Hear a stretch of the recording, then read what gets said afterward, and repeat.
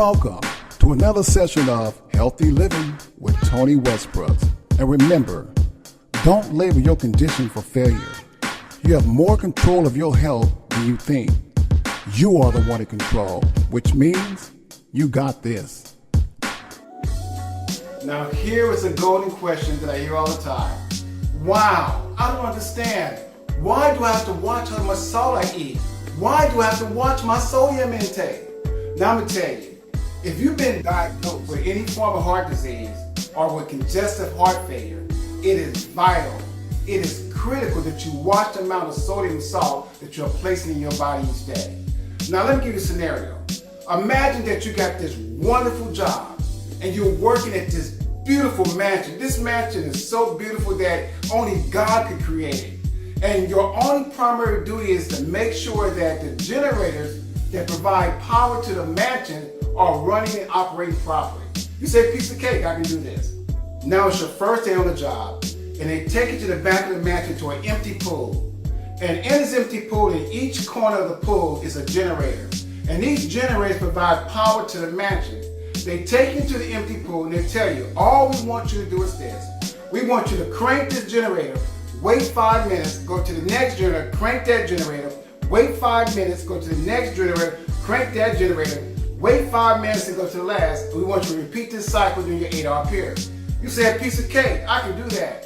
You crank the first generator and you have 5 minutes to actually go 40 feet. You say to yourself, man, this is a piece of cake. I can read a book, I can do my text, I can do all that great stuff. And you find yourself at the end of the day saying, you know what, that was a great job. It was a piece of cake. I had plenty of time to accomplish my job. You love the job. Day 2, you come to work. You come to work to notice that now there's water in the pool up to your knees. You say, okay, there's water. You tread a little bit, you crank your generator, you go through your regular routine. You might have lost about 30 seconds between these generators, but you know what? You got the job done. Piece of cake, you love the job. Now it's day 3. You come to work, you jump into the pool, and you jump in the pool and you say, oh my Lord, what's going on? Why? Because now you notice the water is actually up to your neckline, just above your shoulders. You look back at the mansion and say, oh my Lord, what are they thinking? What are they doing? But you have a job to do, and you're responsible to keep power into that mansion. So you start cranking the first generator, and you hasten, you fight, and you tread through the water, and it's taking a lot of effort and taking more out of you. And you actually notice that now you are losing 4 minutes. When you had 5 the first day, you're losing 4 minutes between each generator. By the end of the day, you are frustrated, you are tired, you are exhausted. You look up at the man and say, oh my Lord, how do they expect me to get my job done? All they have to do is let the water out of the pool and I can do my job. The next day you come to work, tired, hesitant by even coming to work, thinking about quitting, but you come to work.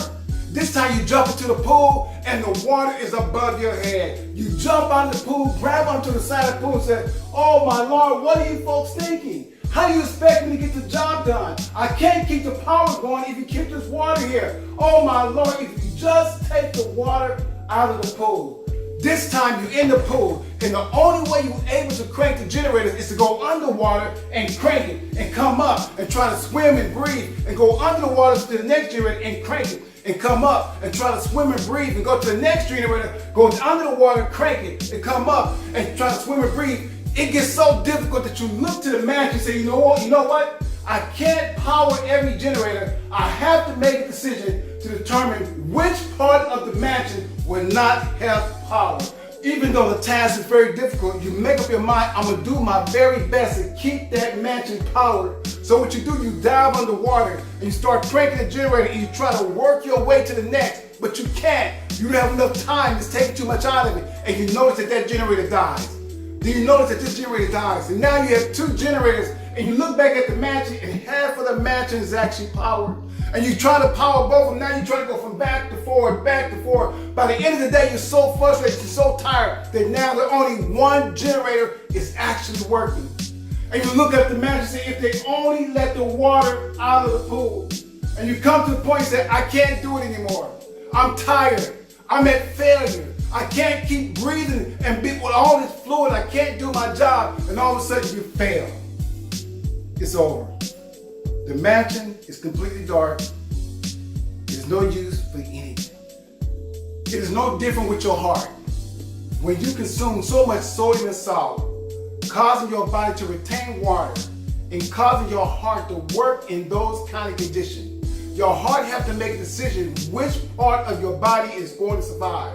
All of a sudden your extremities start to fail, your kidneys start to fail, your eyes start to fail, your feet start to swell, your fingers start to swell, and it comes to the point your heart says, if they only take the water out of the body and stop eating all that salt, maybe I can provide enough for them to live. But you continue to do what you do, then all of a sudden your heart says, you know what? I failed. I can't do it. You should have helped me. It is vital.